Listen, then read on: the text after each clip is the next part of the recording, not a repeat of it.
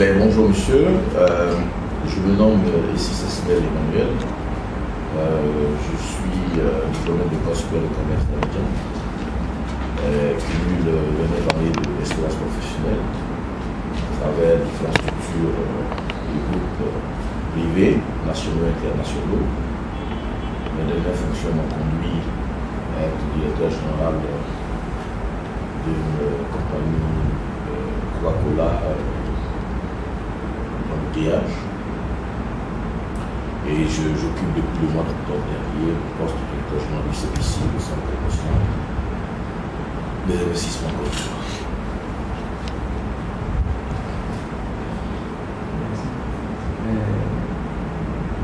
Le Centre de promotion des investissements Côte d'Ivoire existe depuis combien d'années?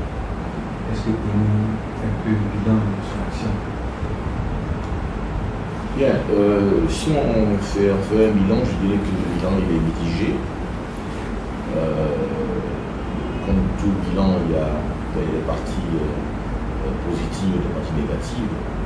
Malheureusement, les dernières années de crise sociopolitique à la Côte d'Ivoire ont plus pesé sur les côtés négatifs et ont fait que le centre de promotion d'investissement en Côte d'Ivoire qui a été créé pour pouvoir fédérer et prendre le leadership de la promotion de l'investissement en Côte d'Ivoire, je dirais que l'attraction de l'investissement en Côte d'Ivoire a connu certaines léthargies. Aujourd'hui, donc, son bilan, je dirais qu'il est mitigé, comme je l'ai dit, mais on peut le dire assez positif parce qu'il a quand même existé, il a quand même traversé le temps, il a traversé les crises et il existe encore aujourd'hui. Il nous appartient en tant que gouvernement d'en faire le point et donc de dégager les voies qui permettent donc de relancer le CPC sur le chemin qui était le sien à sa création en 1993.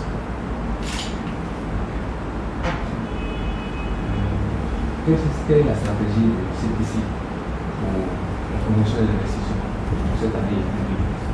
Bien, comme je vous le disais tantôt, le bilan du CPC est mitigé en raison de la crise qui a connu la Côte d'Ivoire.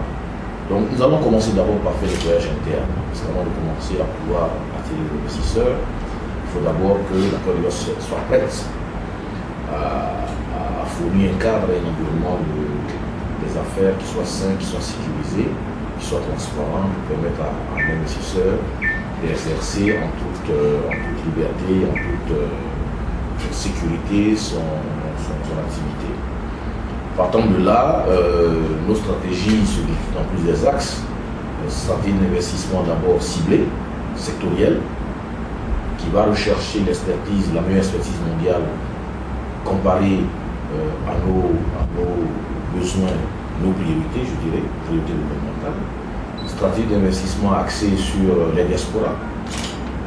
Une stratégie d'investissement axée sur l'entrepreneuriat local. Nous pensons qu'aujourd'hui les PME doivent constituer l'essentiel de l'économie, le moteur de l'économie. Donc il faut que les investissements soient assez ciblés au niveau de l'entrepreneuriat local. C'est-à-dire d'investissement en termes de recherche de financement, en termes de mise en place de financement. Parce que la chose de l'investissement est assez facile quand on parle de projet, il s'agit d'identifier, mais le plus complexe, c'est de trouver le financement de ce projet. Donc il est important que nous puissions nous pencher sur cette problématique qui souvent handicape la réalisation de l'investissement local, notamment du PME. Pour le Forum international africain d'investissement partenariat, vous êtes le rapporteur général, quelle sera votre mission? Notre mission, je le disais tantôt, l'investissement est problématique en ce sens que le financement, je veux dire, constitue un nœud gordien.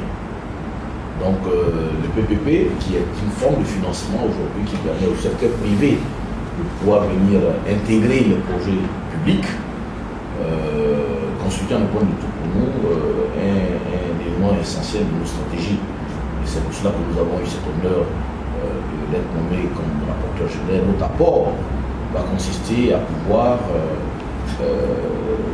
demander au privé aujourd'hui de venir, l'État leur ouvre la main, leur ouvre leur projet, de venir pour pouvoir ensemble voir ce que le privé peut, par son expertise, par son professionnalisme, apporter, je veux dire, au secteur public en réalisant ces grands projets d'investissement. Donc notre rôle aujourd'hui est de pouvoir drainer avec nous ce secteur privé à ce grand forum, ce premier grand forum africain. Et donner la chance, donc, je veux dire, au privé de pouvoir participer à ce développement économique de la Côte d'Ivoire.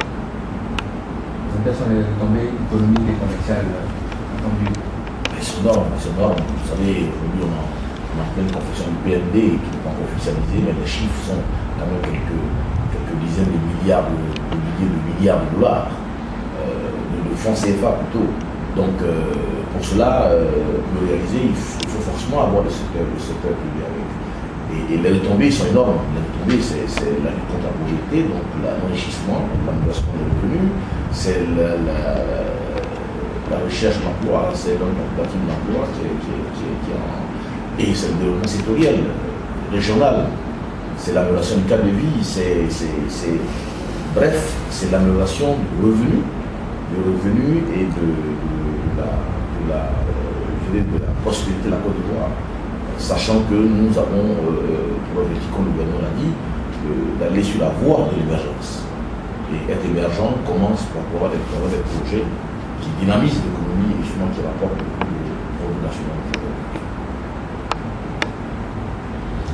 En tant qu'institution impliquée dans la coordination et l'implantation des PPP en Côte d'Ivoire, quel message pouvez-vous lancer à l'endroit des décideurs, des opérateurs économiques, des partenaires au développement, pour qu'ils s'attirent, qu'ils se mobilisent pour ce forum? Je commencerai d'abord par la première cible, c'est les investisseurs privés. Je dirais, aujourd'hui, l'État leur ouvre la porte de venir apporter de l'expertise. Et je les incite et je les y encourage. Pouvoir apporter son expertise et son professionnalisme à l'État est une grande chance. Et c'est là l'avantage du PPP. Aux décideurs, je dirais que merci d'avoir compris l'importance du PPP et merci aussi d'avoir permis justement de pouvoir recevoir en Côte d'Ivoire ce premier forum africain qui va donc mieux axer et communiquer sur l'importance des PPP dans le développement économique de nos nations. Et enfin, je dirais aux partenaires de développement, merci d'avoir donné à la Côte d'Ivoire cette chance en soutenant ce projet, notamment à la Banque mondiale, et en permettant donc au ministère de l'économie et des finances de pouvoir réellement, je veux dire, apporter des solutions de financement à nos projets publics. Et la population en général, qu'est-ce qu'on peut... La population, je dirais qu'on les invite à venir visiter les foires, à venir s'informer, à venir savoir. C'est vrai qu'ils sont peut-être pas partie prenante directement, il est bon pour eux par contre de venir s'informer, les étudiants, la jeunesse, de venir savoir ce que l'État est en train de faire, les programmes que l'État va dérouler, les cadres de financement, les modèles de financement qui mettent en place, et de venir s'informer, s'entraîner. Je pense que ça donne plus d'espoir de savoir que nous sommes besoin de tourner vers la croissance. Est-ce qu'il y a des domaines qui sont prisés par les investisseurs dans le cadre des contrats type PPP? Disons, vous savez, dans les PPP, on parle de gros investissements, parce que c'est des investissements très lourds. C'est les BTP, c'est le transport, c'est l'infrastructure portuaire, c'est des grands ouvrages, c'est des très grands ouvrages. Donc, ils nécessitent, une connaissance technique, donc des compétences avérées techniquement pour la réalisation, la gestion de ces ouvrages, mais deux, aussi des capacités financières assez importantes.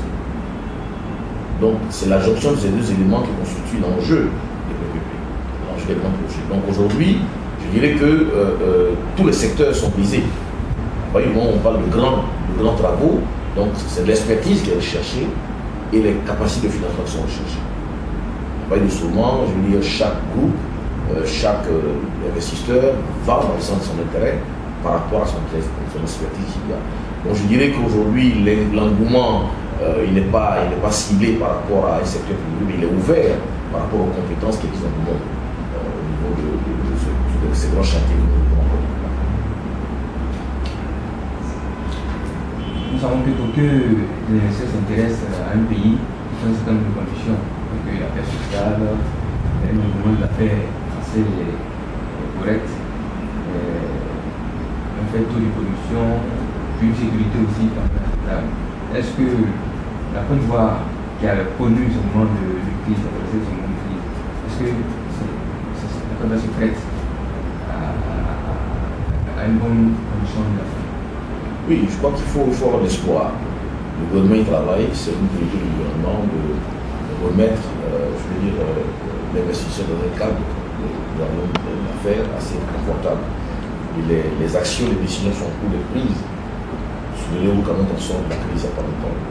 Et en très peu de temps, pas mal de décisions ont été prises qui sont mises en œuvre, qui sont en cours de mise en œuvre, notamment en ce qui concerne les tribunaux de commerce, en ce qui concerne donc la création d'entreprises, en ce qui concerne le code des investissements, en ce qui concerne les fonciers, en ce qui concerne les délais de développement des dossiers de l'administration. Tout ça, c'est des chantiers qui sont lancés. Et ces chantiers vont aboutir dans les mois à venir.